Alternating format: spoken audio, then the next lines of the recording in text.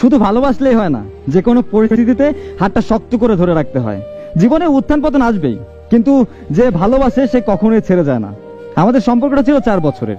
সেই যে ছোট্টবেলায় প্রথম যেদিন তাকে দেখলাম, সত্যি বলতে তখন ভালোবাসা কি সেটা তো আর জানতাম না, তবে এতটুকু কনফার্ম যে পছন্দ করতাম অনেক, যার কারণেই তাকে এতটা ভালো লাগতো। ওর চোখ দুটো ছিল অসম্ভব সুন্দর, যার কারণে ওর কাছাকাছি যখনই থেকেছি সবটা সময় ওর চোখের দিকে তাকিয়ে পার করেছি। 4টা বছরে অনেক স্মৃতি আমাদের, যেগুলো হয়তো লিখতে শুরু করলে কোনোদিন শেষ হবে না। কারণ প্রিয় মানুষটা পাশে থাকা মানেই একটা স্মৃতি। সে কিছু করুক বা না করুক তাতে কিছুই যায় আসে না। আসলে তাকে কাছে পেলেই নিজেকে সব থেকে বেশি খুশি মানুষ মনে হতো।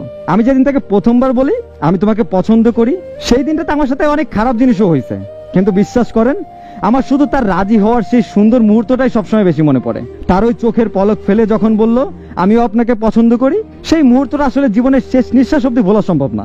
আমি আর সেই স্কুলের পেছনের রাস্তায় দাঁড়িয়ে কথা বলতেছিলাম, তখন তার বড় ভাই চলে আসে আর আমাকে ওর সাথে দেখে কোনো কিছু জিজ্ঞেস না করে ওকে একটা চট দেয় আর বলে বাসায় যা, আর আমাকে 3টা চট দেয় আর বলে আমার বোনের কাছেও যেন তোকে না দেখি, আর দেখলে তোর পা গুঁড়া গুঁড়া করে ফেলবো। তাই তার সম্মানের কথা চিন্তা করে কোনো কথারই উত্তর দিলাম না, চুপচাপ মাথা নিচু করে দাঁড়িয়ে থাকলাম। অবশ্য আমার এই শান্ত স্বভাবের জন্য সবাই আমাকে অনেক ভালোবাসতো। আমার এই নীরবতা দেখে ওর ভাই বলে যাও বাসায় যাও, আর এরকম করবা না। এরপর থেকে অবশ্য অনেক ভালো জানতো আমাকে। আমাদের সম্পর্কের কথা জানার পরেও শুধু ওকে একটা কথা বলছিল, এমন কিছু কখনো করিস না যে আমাদের মান সম্মান নষ্ট হয়ে যায়। সে আর আমি একই স্কুলে পড়তাম, আমি 10-এ আর সে 9-এ। প্রথম দিকে আমরা খুবই কম কথা বলতাম, কিন্তু সময় বাড়ার সাথে সাথে আমাদের ভেতরে ভালোবাসাটা জন্ম নিতে শুরু করে। ওই ইন্টারে ওঠার পরে ওকে একটা ফোন কিনে দেয়, আর সেটা দিয়েই আমরা অনেক কথা বলতাম। তবে কখনো বাইরে ঘুরতে যাওয়ার সাহস আমাদের হয় নাই, কারণ ওর ভাই শুনলে অনেক খারাপ ভাবে নিবে আর দুই ফ্যামিলিতে একটা ঝামেলা সৃষ্টি হবে। তাই 4টা বছরে তেমন কোথাও যাওয়া হয়নি। তবে ভালো দিকটা হচ্ছে আমরা একই কলেজে পড়তাম, তাই কলেজের ভেতরে অনেকটা সময় নিজেরা গল্প করতাম। এভাবে 4টা বছর কেটে যায়।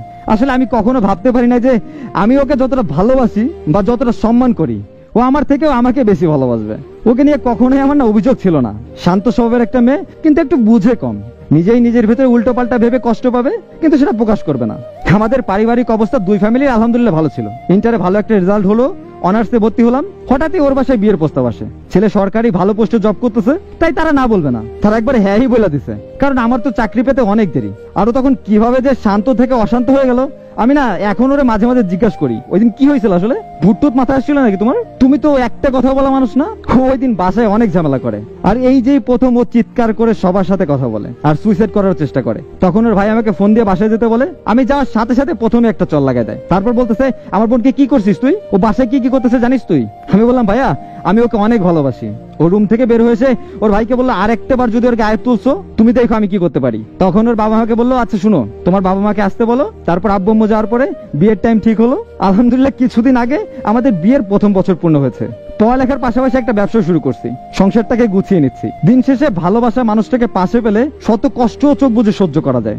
আমি এটা বিশ্বাস করি, দিন শেষে এমন একটা মানুষ আছে যার কাঁধে মাথা রেখে শান্তিতে ঘুমানো যায়। একটা ছেলের জীবনে এর থেকে বেশি কিছু লাগে না। এটা হলে শান্তিতে সারাটা জীবন সুখে থাকা যায়। পূর্ণতার গল্পগুলো আসলে অনেক সুন্দর হয়, তাই না? যেগুলো শুনতে আর বলতেও অনেক ভালো লাগে। তবে আফসোসের বিষয়টা হচ্ছে সবাই এরকম সঠিক মানুষ পায় না, তাই তারা বেশিরভাগ মানুষই ধোঁকা খায়। আর যে সম্পর্কে দুজন দুজনকে প্রচন্ড পরিমাণে ভালোবাসে তাদের গল্প ঠিকই পূর্ণতা পায়। পূর্ণতা যদি পেতে হয় সব থেকে প্রথমে যে কাজটা করতে হবে সেটা হচ্ছে মানুষ সঠিক কিনা সেটা আগে বুঝতে হবে। মানুষগুলো দেখতে কিন্তু ঠিক মানুষের মতোই, তাই ভালোবাসার মানুষ নির্বাচনের ক্ষেত্রে একটু সাবধান থাকতে হবে। আর যদি চান যে ভালোবাসার মানুষটা সারা জীবনের জন্য আপনার পাশে থাকবে, তাহলে সেটার জন্য একটু কষ্ট তো করতে হবে, তাই না? হাত যদি ধরেন তাহলে খুব শক্ত করে ধরেন, যাতে কোনো ঝড় তুফান আপনাদের আলাদা না করতে পারে। দুজন দুজনের পাশে থাকুন, ভরসা করুন, বিশ্বাস রাখুন নিজেদের উপরে। দেখবেন একটা সময় সব ঝড় তুফান সরে গিয়ে আপনারা সারা জীবনের জন্য পাশে থাকতে পারবেন। অল্পতেই কিন্তু আবার হাল ছেড়ে দিয়েন না, একটু কষ্ট করেন, জীবনটা সুন্দর।